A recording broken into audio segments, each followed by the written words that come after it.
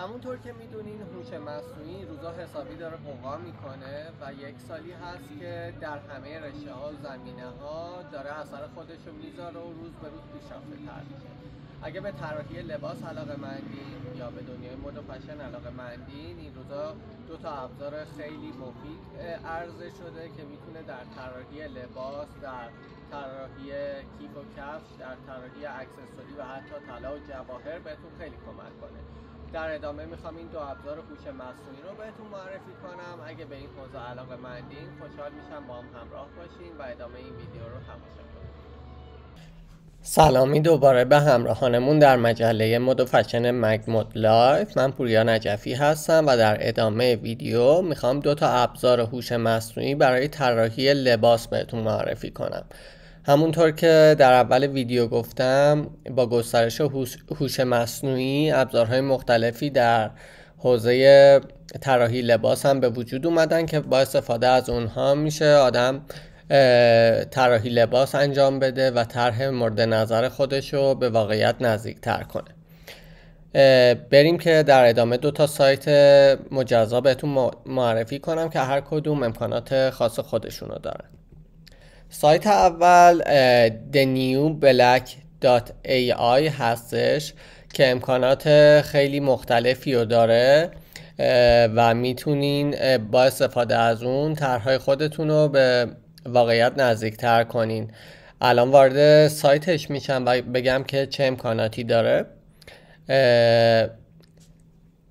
این سایت The New Black هستش که همونطور که میبینین انواع مختلفی از لباس ها، کفش ها، جواهرات، حتی ساعت، انواع مختلفی از کیف و کفش و موارد مختلفی رو میشه باهاش به وسیله هوش مصنوعی طراحی کرد. همچنین یه سری از امکانات دیگهش اینطوریه که میتونین با عکسی که خودتون به وجود میارین، یعنی در واقع فیگوری که خودتون طراحی میکنین، اونو به سایت بدین و اون یه خروجی با کیفیت ازش بگیره و یه طراحی لباس زیبا براتون به وجود بیاره. حتی میتونین اگه ایده ذهنی دارین اونو بنویسین براش و پرامپت براش بنویسین، اونو تبدیل به ایمیج میکنه و لباس مورد نظر رو براتون طراحی میکنه. همچنین یک قابلیت بعدیش اینه که شما فرض کنین یه مدل دارین، ازش عکس گرفتین، میخواین با یه لباس دیگه تعویض کنین لباسشو به صورت مجازی. این سایت این امکان رو به شما میده که حتی میتونین لباس مدلتون رو عوض کنین.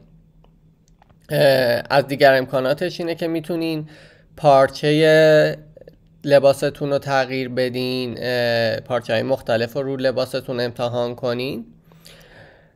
همچنین میشه رنگ لباس رو تغییر داد. مثلا فکر کنین شما یه لباسی طراحی کردین، دوست دارین ببینین تو رنگ‌های مختلف کدوم طیف رنگی براش جذاب‌تر و بهتره، میتونین با این ابزار این امکان رو داشته باشین.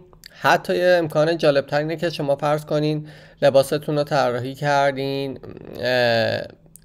و روی مدل اونو قرار دادین، حتی میتونین مدل هم تغییر بدین در دنیای مجازی و مدل های مختلف رو با اون لباس داشته باشین. حالا بریم تو صفحه خود اون قسمتی که میشه طراحی کرد، من بهتون نشون بدم.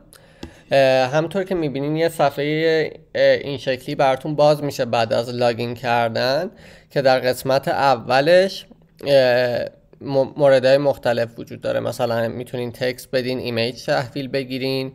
حالت بعدی اینه که خودتون رو کاغذی رو جای دیگه مثلا طرحی زده باشین و اونو به این سایت میدین و طرح بهتر رو براتون درست میکنه.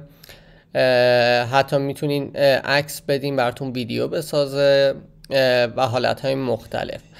در قسمت پایین تر میتونیم موارد دیگر رو مشخص کنیم که آیا مثلا طراحی لباسی که میخوایم انجام بدیم با یه مدل انسانی برامون نشون داده بشه یا نه، آقا باشه یا خانوم باشه. حتی میتونین مدلتون رو بگین چه رنج سنی داشته باشه، از چه کشوری باشه، چه سایزی داشته باشه.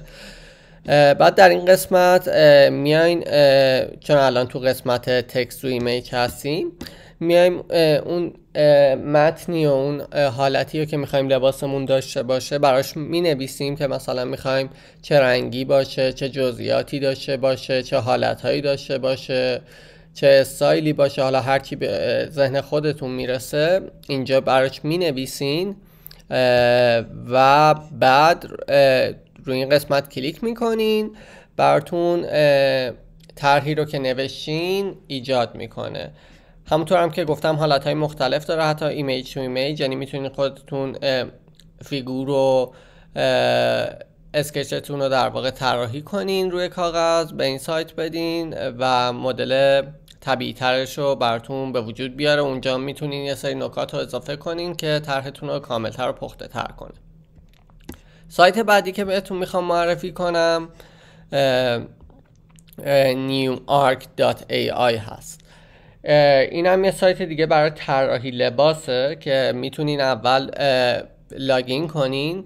این دوتا سایتی که بهتون معرفی کردم دوتاش در حالتهایی میتونه رایگان باشه و چند بار میتونین رایگان ازش استفاده کنین و برای استفاده بیشتر و دریافت خدمات بیشتر از قسمتیش پولی میشه و باید هزینه اشتراکش رو تهیه کنین. حالا در قسمت رایگان این سایت، این هم مثل سایت قبلیه تقریبا، ولی هر کدومشون میتونن مزایای خودشون رو داشته باشن. شما باید خودتون امتحان کنین ببینین با کدوم راحت ترین، کدوم نتیجه دلخواه بهتون میده. اینم بعد از لاگین کردن وارد این صفحه میشیم که تو قسمت اولش میتونین اسکچی رو که طراحی کردین بهش بدین، بعد بیاین یه سری توضیحات بهش اضافه کنین. مثلا بگین میخواین یقه چه میدونم لباستون رو یه حالتی داشته باشه، رنگ لباستون تغییر کنه، حالتهای مختلف رو بهش میگین. میاد تو استایل فوتو یا مثلا به صورت 3D یا حالتهای مختلف براتون طراحی میکنه. میتونین بگین چند تا عکس براتون درست کنه و موارد مختلف رو براش مینویسین، حتی سایزی که میخواین دریافت کنین رو وارد میکنین و روی جنریت میزنین، براتون طراحی لباس رو انجام میده. این دوتا سایتی بودن که به صورت رایگان میتونین طراحی لباس رو انجام بدین. قطعا این سایت ها به مرور زمان خیلی پخته تر میشن و میتونه خیلی به طراحی لباس کمک کنه.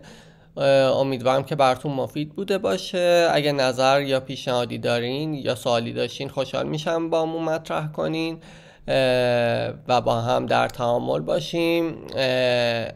باعث افتخارم بود که این ویدیو رو دیدین.